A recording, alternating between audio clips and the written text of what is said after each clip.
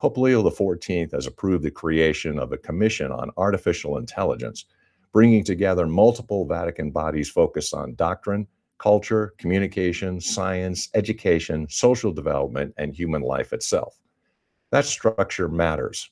The church is not treating AI merely as a software issue. It is treating AI as a human issue, more specifically, a civilizational one.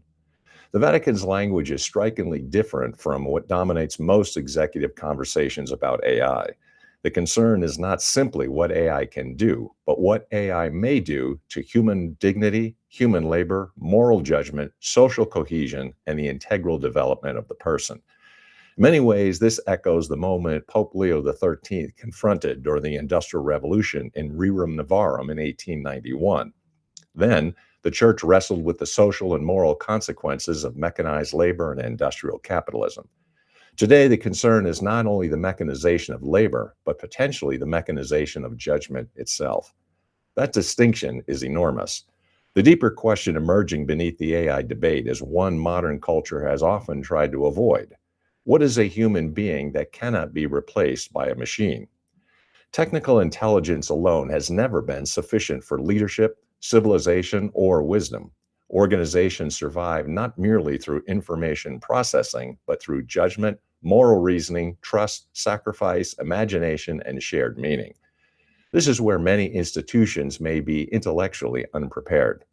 Artificial intelligence can optimize systems. It cannot tell us what systems are ultimately for. It can stimulate reasoning and simulate it, but it cannot inherit moral responsibility. It can aggregate knowledge. It cannot produce wisdom. Thinkers across the 20th century warned about this long before machine learning existed. Jacques Ellul cautioned that technological societies eventually subordinate human values to technique itself. Neil Postman warned that cultures can become overwhelmed not by oppression, but by trivialization and technological surrender. Even Marshall McLuhan understood that our tools eventually reshape the people using them.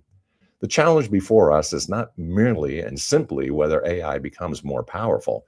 The challenge is whether human beings become less formed, less thoughtful, less morally serious, and less capable of judgment as they increasingly outsource cognition to systems designed primarily around speed and prediction. That is why the Vatican's move deserves attention far beyond religious circles. Ancient institutions sometimes recognize civilizational shifts before modern managerial culture does, because beneath every technological revolution lies an older and unavoidable question: what kind of people are we becoming? I help high-level experts turn their expertise into commercially powerful nonfiction books and authority platforms. And if you've been stimulated by thoughts like this and you've got ideas of your own, well, then we should talk.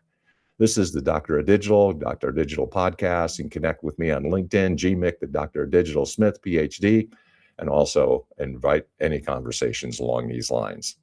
Until next time, Deus Volt.